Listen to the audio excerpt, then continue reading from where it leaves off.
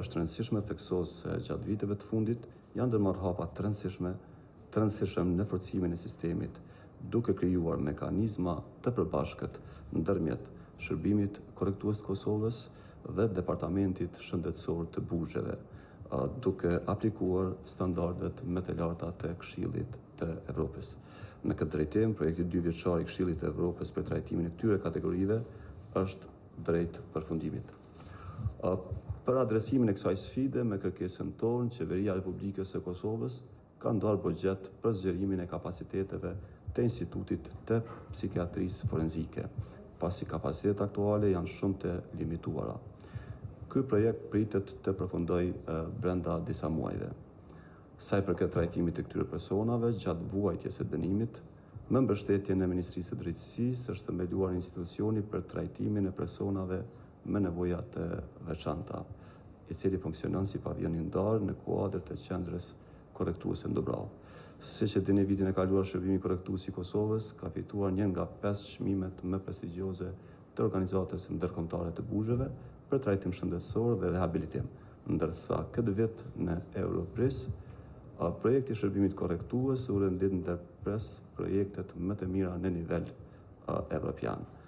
Këto çmime edhe një herë konfirmojnë përkushtimin tonë si Qeveri e Republikës Kosovës dhe Ministri e Drejtësisë që kemi prioritet vazhdimin e adresimit të çështjeve në këtë fushë dhe po ashtu çmimet e tilla dëshmojnë përkushtimin e vazhdueshëm të institucioneve veçanërisht Shërbimit Korrektues në trajtimin e të privuarve nga liria sipas standardeve ndërkombëtare. Në këtë drejtim, Ministria e Drejtësisë mbetet e përkushtuar në avancimin e standardeve të drejtave të njerëzit dhe garantimin e trajtimit dinjitoz të personave të privuar nga liria. Në fund dua të falenderoj Qendrën Kosovare për rehabilitimin e të mbijetuarve të torturës, për organizimin e kësaj tërheqëse dhe për kontributin e vazhdueshëm në promovimin e të drejtave të njerëzit në Kosovë. Besoj se diskutimet dhe rekomandimet e sotme do të na shërbejnë neve tutje dhe do të jenë një lloj udhëheqësi që çështjet problematike në këtë fushë t'i adresojmë me prioritetin e duhur. Edhe një herë ju falenderoj shumë për vëmendjen dhe mbetemi të hapur edhe për diskutime. Faleminderit. Kjo ditë shërben si kujtesë ndalimi i torturës dhe çdo formë të trajtimit apo ndëshkimit njerëzor ose degradues është një normë absolute e drejtës ndërkombëtare. Ajo na obligon jo vetëm të dënojmë torturën, por të ndërmarrim masa konkrete për të parandaluar atë, për të mbrojtur personat më të cënueshëm dhe më të pasigurt dhe për të siguruar dinjitetin njerëzor, duke respektuar të drejtat e secilit në çdo rrethon që ata ndodhen. Në këtë kuadër, institucioni Avokatit të Popullit, përmes mekanizmit kombëtar për parandalimin e torturës, ushtron një rol kyç në monitorimin e vendeve të personave ose ku mbahen të privuar personat nga liria. Përmes vizitave të rregullta të paparalajmëruara, raporteve dhe rekomandimeve, mekanizmi kontribon në identifikimin e mangësive, parandalimin e keqtrajtimit dhe promovimin e standardeve kombëtare dhe ndërkombëtare për trajtimin human dhe me dinitet. Një nga çështjet që Avokati i Popullit e ka trajtuar vazhdimisht ndër vite është respektimi i të drejtave të personave me shërgullim mendor që janë vuajtje dënimit ose në konflikt me ligjin. Kjo kategori përfaqëson një nga grupet më të cënueshme, pasi përveç privimit nga liria, ata përballen edhe me nevoja komplekse, shëndetësore dhe sociale, të cilat kërkojnë trajtim të specializuar dhe mbrojtje të shtuar. Standardet ndërkombëtare përfshirë rregullat e Mandelës kërkojnë që personat e privuar nga liria të kenë qasje në kujdes shëndetësore të barabartë me atë që ofrohet në komunitet. Personat me shërgullim mendor duhet të vlerësohen në mënyrë të vazhdueshme, të trajtohen në institucionet përshtatshme shëndetësore dhe të përfitojnë mbështetje shumë disiplinore, psikologjike dhe sociale e jo vetëm trajtim farmaceutik. Gjatë vitit të fundit, mekanizmi realizoi një numër të konsiderueshëm vizitash në institucionet të shëndetit mendor dhe në institucionet korrektuese. Gjetjet tregojnë se pavarësisht zhvillimeve pozitive, sfidat mbeten ende serioze. Ndër shqetësimet kryesore vazhdon të jetë mungesa e kapaciteteve për akomodim të personave me shërgullim mendor. Për pasojë, këta persona me probleme serioze psikiatrike vazhdojnë të mbahen në qendrat e paraburdimit ose në institucionet korrektuese, ndërsa rekomandimet profesionale kërkojnë trajtim në institucionet e specializuara. Adaptimi i pavionit D në qendrën korrektuese në Dubrav është një hap pozitiv, por kapacitetet e tij janë të pamjaftueshme për të përgjigjur nevojave reale. Vizitat e mekanizmit kanë evidentuar gjithashtu mungesë të stafit specializuar, mungesë të psikologëve klinik në shumicën e departamenteve psikiatrike regionale, mungesë të terapive psikosociale dhe okupacionale, mungesë të trajtimeve për stafin, si edhe probleme infrastrukturore që ndikojnë drejt për drejt në cilësinë e trajtimit. Po ashtu mbetet shqetësuese praktika lidhur me pëlqimin e informuar për trajtim, mungesa e informimit të pacientëve për të drejtat dhe mekanizmat e ankesave, si edhe kushtet jo të përshtatshme të disa hapësirave të izolimit dhe të dhomave ku trajtohen personat e privuar nga liria me probleme të shëndetit mendor. Vizita gjithëpërfshirëse në Institutin e Psikiatrisë Forenzike evidentoi nevojën për zgjidhjen e statusit ligjor të institutit, përmirësimin e procedurave të dokumentimit të mjeteve kufizuese, forcimin e trajnimeve të stafit, funksionalizimin e mekanizmave të ankesave për garantimin e plotë të drejtës për pëlqim të informuar në trajtim. Në të njëjtën kohë janë vërejtur edhe zhvillime pozitive, si zgjerimi i kapaciteteve të institucionit dhe përmirësimi i bashkëpunimit me gjykatën në shikimin e masave të trajtimit të detyrueshëm.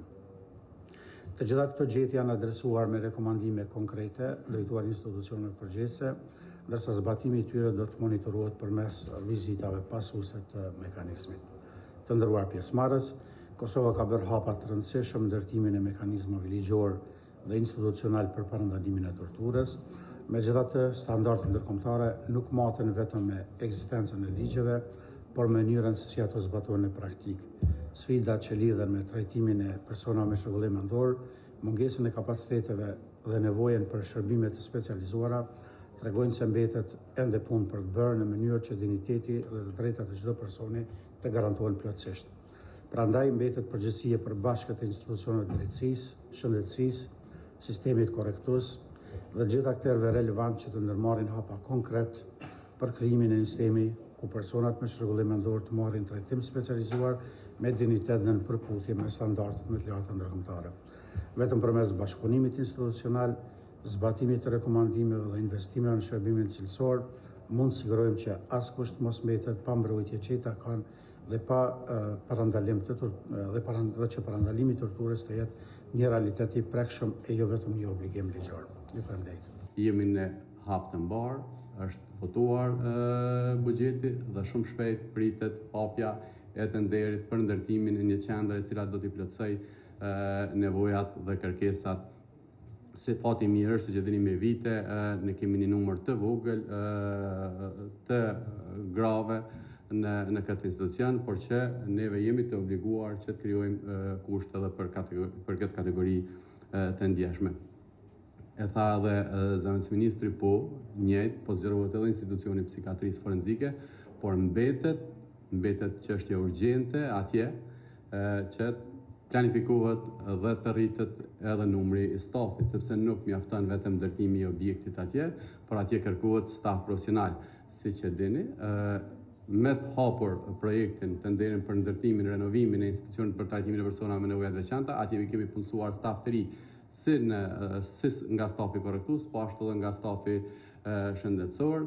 Ndalimi i torturës dhe çdo forme të trajtimit njerëzor apo degradues është një nga parimet themelore të shtetit të së drejtës dhe një vlerë që duhet të mbrohet në çdo rrethon. Për këtë arsye, mbrojtja e shëndetit mendor të personave të privuar nga liria nuk është vetëm çështje e sistemit shëndetësor, por një përgjegjësi e përbashkët institucionale që lidhet drejt për drejt me respektimin e dinjitetit dhe të drejtave themelore të njerëzit. Nga perspektiva e gjyqësorit, kjo çështje ka një rëndësi të veçantë në rastet kur gjykatat vendosin për masa që prekin lirinë dhe trajtimin e personave me çrregullime mendore. Gjykatat e Republikës së Kosovës gjatë vendimarrjes për caktimin e masave të trajtimit të detyrueshëm bazohen në ligj dhe në vlerësimet profesionale të ekspertëve përkatës, por njëkohësisht kanë gjithmonë në qendër të vëmendjes mbrojtjen e dinjitetit njerëzor, integritetit personal dhe të drejtave themelore të individit. Në këto raste, gjykatat kujdesen që çdo vendim të jetë i ligjshëm, proporcional dhe i domosdoshëm, duke pasur parasysh jo vetëm interesin e sigurisë publike, por edhe nevojën për trajtim adekuat, human dhe dinjitës të personit ndaj të cilit vendoset masa. Për te aspektit juridik, bëhet fjalë për njerëz që shpesh gjenden në situata të ndjeshme dhe që kanë nevojë për mbrojtje të veçantë nga institucionet. Në këtë aspekt, bashkëpunimi ndërmjet institucioneve të drejtësisë, institucioneve shëndetësore, Shërbimit Korrektus të Kosovës, Avokatit të Popullit dhe organizatave të shoqërisë civile mbetet thelbësor. Vetëm përmes një qasje të koordinuar mund të sigurojmë që standardet ligjore dhe ndërkombëtare të zbatohen në praktikë dhe që personat me çrregullime mendore të marrin trajtimin dhe mbështetjen e nevojshme. Vlen të theksohet se bashkëpunimi ndërmjet gjykatave dhe Shërbimit Korrektus të Kosovës në trajtimin e çështjeve që lidhen me personat me çrregullime mendore dhe zbatimin e vendimeve gjyqësore ka qenë jashtëzakonisht i mirë. Ky bashkëpunim institucional ka mundësuar komunikim të vazhdueshëm, koordinim efektiv dhe adresim të mirë të nevojave që paraqiten në praktikë, gjithmonë me synimin e përbashkët për respektimin e ligjit, mbrojtjen e të drejtave të njeriut dhe garantimin e trajtimit dinjitës të personave të privuar nga liria.